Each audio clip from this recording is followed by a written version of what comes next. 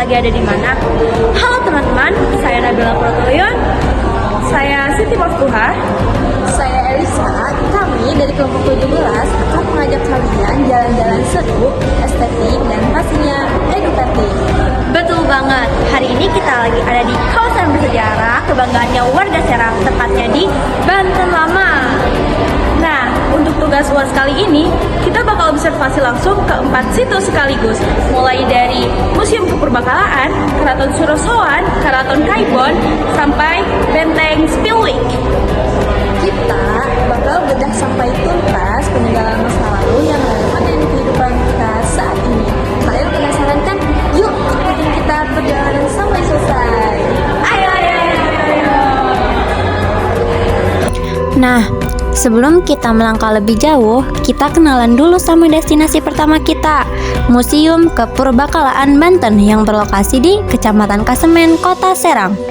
Situs ini terletak di kawasan Banten Lama, dulunya adalah pusat Kesultanan Banten yang sangat berjaya pada abad ke-16 dan ke-17. Peran utama museum ini adalah sebagai pusat pelestarian warisan budaya, sejarah, dan arkeologi Nusantara. Dan tahu nggak sih, di dalam sini tersimpan ribuan benda bersejarah, mulai dari meriam kuno, keramik asing dari berbagai negara, hingga mata uang lama yang jadi bukti kalau ekonomi Banten dulu itu sangat maju dan mendunia. Baik, sekarang kita akan menjelajahi langsung isi yang ada di dalam museum.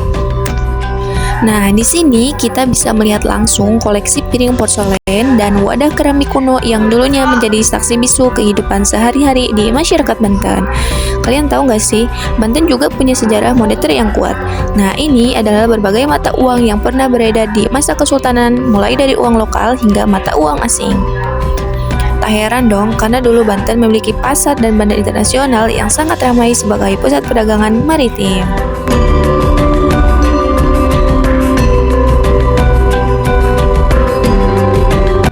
Tahukah kamu kalau Banten dulu merupakan pusat perdagangan dunia?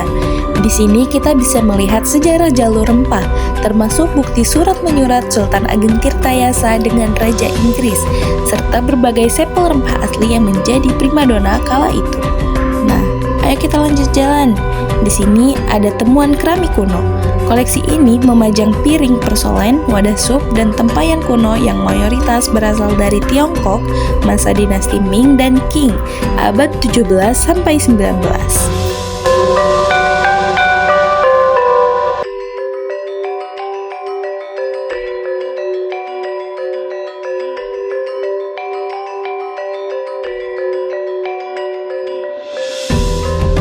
Kemudian ada ragam gerabah Banten Lama.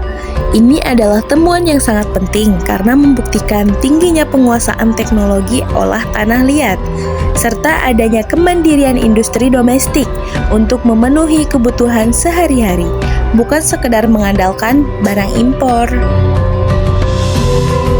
Terakhir, ada sudut Jajadiningrat yang menampilkan silsilah dan foto-foto tokoh bangsawan penting dari Banten. Seru banget kan belajar sejarah di sini? Sampai jumpa di keseruan berikutnya.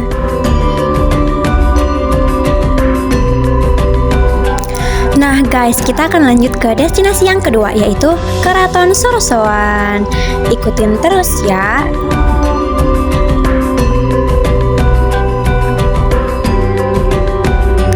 Surosoan yang dikenal juga dengan sebutan Fort Diamant. Keraton yang pertama kali didirikan oleh Maulana Hasanuddin ini menjadi pusat kekuatan politik pada masa Kesultanan. Awalnya, keraton ini merupakan bangunan sederhana, kemudian mengalami beberapa perubahan. Di era Sultan Ageng Tirtayasa, Keraton Surosoan mengalami kehancuran. Namun, dibangun kembali oleh Sultan Haji dengan perancangnya, Hendrik Lucas Jun Karadil. Pada tahun 1808, keraton ini dihancurkan oleh Daendels. Sayang sekali bukan? Sekarang, sisa-sisa keruntuhan Keraton Surosoan bisa kita lihat dari Kelurahan Banten, Kecamatan Kasemen, Kota Serang. Jadi, di Keraton Surosoan ada pemandian Roro Denok dan pancuran emas. Jadi, di sini saya akan menjelaskan pemandian Roro Denok. Nah, Kolom Rorodenok adalah pemandian bersejarah di dalam Keraton Surosoan dan dibangun antara tahun 1526 hingga 1570 pada masa Kesultanan Maulana Hasanuddin. Nah, situs ini dulunya berfungsi eksklusif sebagai kolom pemandian khusus untuk permaisuri dan keluarga kesultanan. Halo guys, Sekarang kita ada di Pohon Bidara. Di tengah puing-puing bangunan yang hancur akibat serangan Belanda pada tahun 1808, pohon ini bertahan hidup dan menjadi saksi bisu perjalanan sejarah sekaligus peneduh di area situs Banten Lama. Karena erat dengan tradisi Islam Kesultanan Banten, daun dari pohon bidara ini kerap dikaitkan atau dimanfaatkan untuk keperluan spiritual seperti ruqyah serta pengobatan tradisional.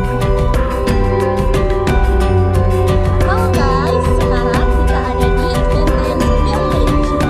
Nah, sekarang kita akan menjelajahi Benteng Spellwich. Benteng Spellwich, saksi bisu sejarah kolonial di Banten. Salah satu bukti fisik terpenting dari era penjajahan Belanda di Banten, dirancang oleh arsitek Lucas Cardeel dan mulai dibangun pada tahun 1681. Benteng ini dinamai untuk menghormati Gubernur Jenderal VOC saat itu, Cornelis Janson Spelman. Nah, mari kita kembali ke abad ke-17, menyelami bagaimana benteng ini beraih. Fungsi dari benteng pertahanan biasa menjadi lambang dominasi politik dan ekonomi Hindia Belanda.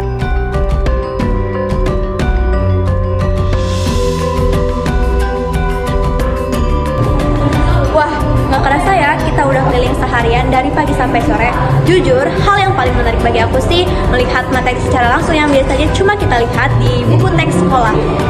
Sama dong, nilai plusnya dengan observasi langsung kita bisa paham kalau sejarah itu bukan tentang hafalan tanggal, nama, dan peristiwa, tapi merupakan identitas yang membentuk kita hari ini. Wah, saya sih setuju banget sama kalian teman-teman. Sebagai generasi muda, tugas kita tidak hanya untuk foto estetik-estetik saja teman-teman. Kita sebagai generasi muda harus bisa menyebarkan nilai-nilai luhur supaya tidak hilang begitu saja. Oke teman-teman?